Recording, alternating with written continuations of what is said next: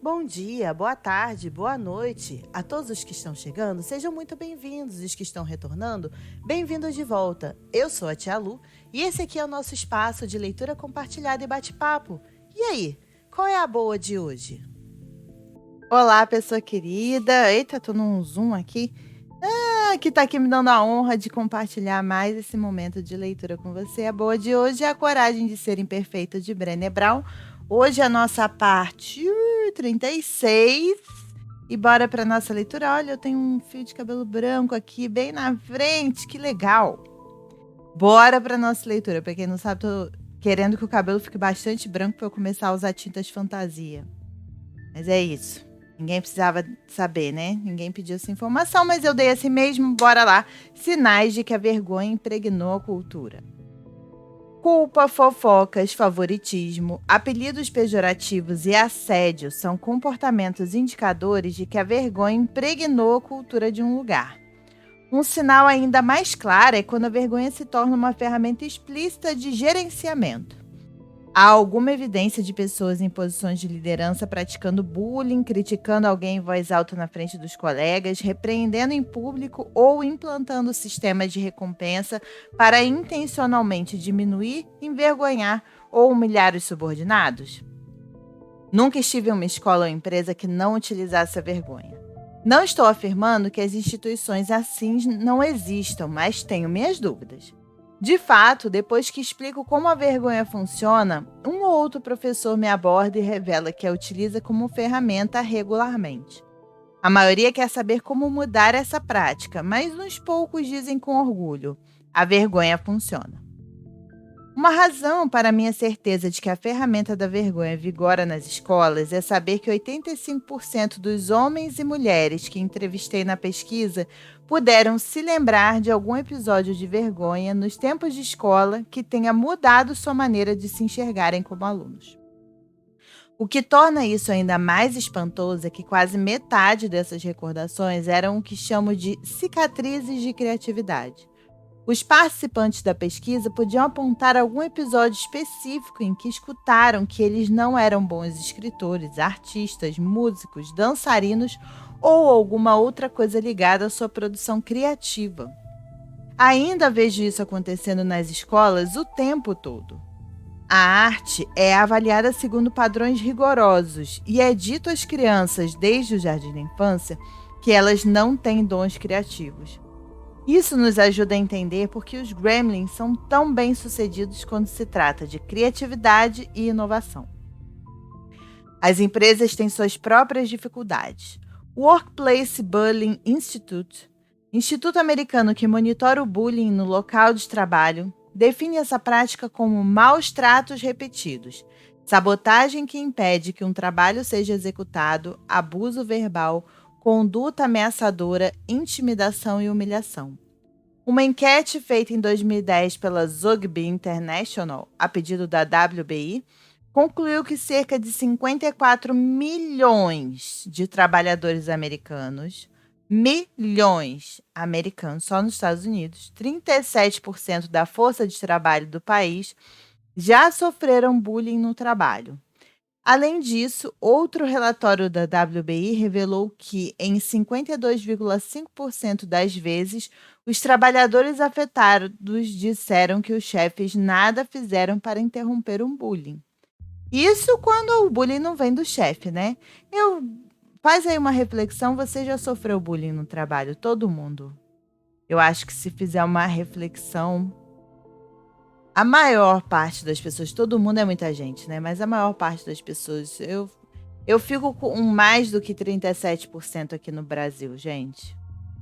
Em algum momento. Quando vemos a vergonha sendo usada como ferramenta de gerenciamento e controle, novamente, isso significa bullying, críticas na frente dos colegas, repreensões públicas ou um sistema de recompensa que intencionalmente humilha as pessoas, é preciso tomar providências claras, porque pode estar havendo uma infestação de cupins na empresa ou instituição. E devemos lembrar que isso não acontece da noite para o dia. É necessário também ter em mente que, se os funcionários forem obrigados a conviver constantemente com a vergonha, é certo que estarão repassando essa cultura para clientes, colaboradores, alunos e famílias. Portanto, se isso está acontecendo e pode estar circunscrito a uma unidade, a uma equipe de trabalho ou a pessoas específicas, é um problema que deve ser tratado imediatamente e sem o uso da vergonha como ferramenta. Aprendemos a sentir vergonha com a nossa família e muita gente cresce acreditando que ela é um método eficiente e eficaz de governar as pessoas, conduzir uma turma e criar filhos. Por essa razão, constranger alguém que utiliza a ferramenta da vergonha não é inútil. Mas não fazer nada é igualmente perigoso, não apenas para as pessoas que estão sendo... Não é útil, desculpa. Então, constranger alguém que utiliza a ferramenta da vergonha não é útil. Porque, né, como ela foi colocada aqui, aprendemos a sentir vergonha com nossa família e muita gente cresce acreditando que ela é um método eficiente e eficaz de governar as pessoas. Mas não fazer nada é igualmente perigoso, não apenas para as pessoas que estão sendo vítimas da cultura da vergonha, como também para a instituição como um todo. Às vezes aquela crença é tão enraizada que a pessoa não faz aquilo. Como o professor falou, a vergonha funciona. Ela apenas faz aquilo, ela reproduz aquele comportamento sem refletir, tá? Eu não estou defendendo o bullying, eu não estou defendendo esse tipo de comportamento de envergonhar o outro, de reprimir o outro, mas às vezes a pessoa não percebe que ela tem esse comportamento e que isso é danoso. Então, eu continuo achando, eu continuo falando, eu continuo acreditando muito fielmente que o diálogo é a arma do adulto. E assim, é um bônus super especial para os mais jovens, mas assim, o adulto, a ferramenta principal do convívio é o diálogo. Se uma pessoa está fazendo uma coisa com você que está te deixando desconfortável, envergonhado, é preciso dialogar. Se aquilo não faz efeito, aí toma outras atitudes. Mas a primeira ferramenta, a principal e a primordial é o diálogo. Eu já tive muito ganho com isso quando eu aprendi que o diálogo é uma ferramenta primordial. Eu tive muito ganho com pessoas realmente que importavam na minha vida e que tinham um comportamento ou outro que me desagradavam, que me deixavam triste, chateada, envergonhada. E uma vez eu tive um ganho muito grande com a minha própria mãe, porque eu aprendi que eu podia conversar com ela, que é um tabu enorme às vezes para algumas pessoas, né? Sua mãe fala é lei. Ou então é a revolta, né? Ou você acata ou você se revolta. E eu tive várias conversas muito produtivas quando eu voltei a morar na casa da minha mãe, que foram incríveis. E o resultado hoje é de uma amizade tão firme e tão, assim, sincera e maravilhosa, que eu fico olhando assim, se eu tivesse reprimido aquilo, né, não falado nada, só me revoltado internamente enquanto eu estava morando lá de novo na casa dela, talvez a nossa relação hoje não fosse tão, assim, franca, sincera e tão simples de se viver, né? Então eu acredito, eu confio que o diálogo é a ferramenta primordial do adulto no seu convívio. Há muitos anos, um homem se aproximou de mim após um evento e disse: "Me entreviste, por favor. Sou consultor financeiro e você não vai acreditar no que acontece em minha empresa." Quando encontrei Dom para entrevistá-lo, ele me contou que onde trabalhava, os funcionários escolhiam a sua sala de trabalho a cada trimestre com base nos resultados financeiros. A pessoa com melhor desempenho no período era a primeira a escolher, e quem estava ocupando a sala cobiçada tinha que arrumar as gavetas e cair fora.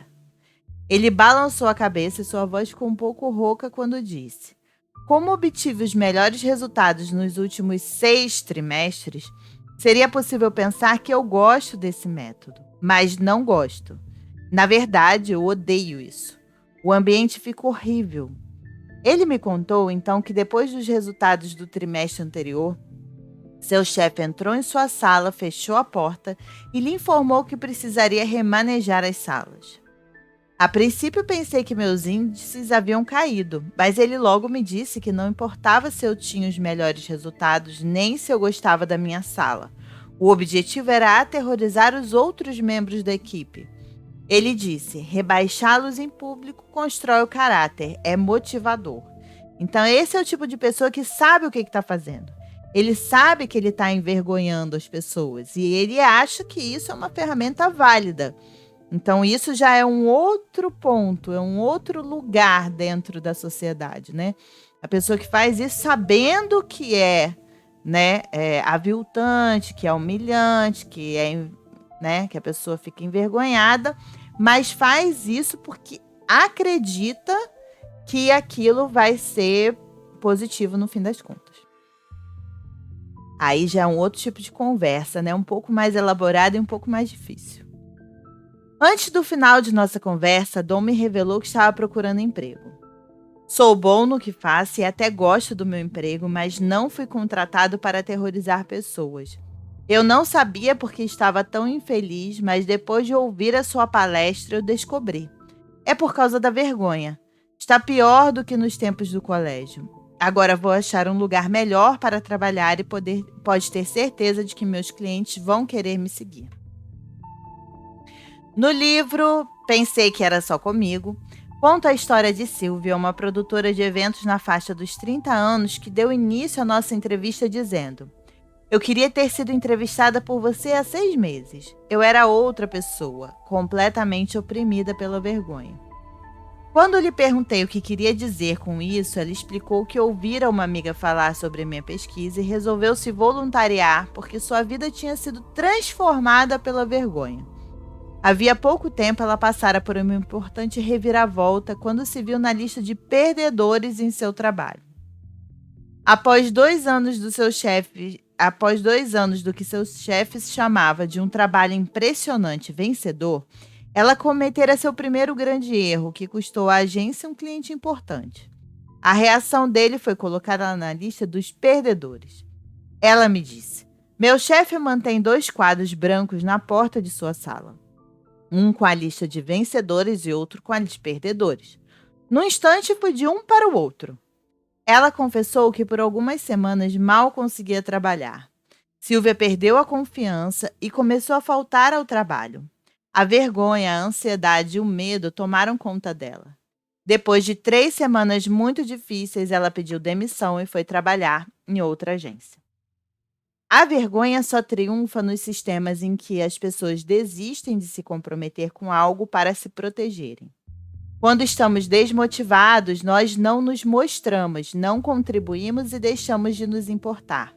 Além disso, a falta de motivação muitas vezes leva as pessoas a tentarem justificar todo tipo de comportamento antiético, incluindo a mentira, o furto e a desonestidade.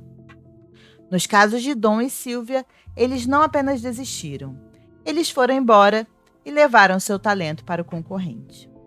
Então a gente fica hoje por aqui com essas reflexões sobre a vergonha, sobre o método da vergonha. E aí, você passa por isso como a pessoa que sofre o bullying? Mas, mais importante do que isso, você passa por isso como uma pessoa que expõe o outro à vergonha? Ou você entende que isso não é construtivo? Será que você faz isso sem querer? Por um ato, impensado, que já está arraigado aí? Então, ficam essas reflexões aí. Então, você está gostando? Deixa aqui seu like, isso ajuda muito a impulsionar, o nosso canalzinho dentro do YouTube. Se inscreve aqui no canal. Já somos quase 500 pessoas e eu fico muito feliz com a presença de todos vocês. Também aqui embaixo tem os links das minhas redes sociais, Twitter e Instagram. E lá no Instagram tem um pouco mais sobre o meu trabalho. Aqui em cima tem uma playlist com todos os trechos já lidos até o momento de A Coragem de Ser Imperfeito. Muito obrigada pela sua companhia. A gente vai ficando por aqui e se vê num próximo vídeo. Um beijo, fiquem bem e tchau. Tchau!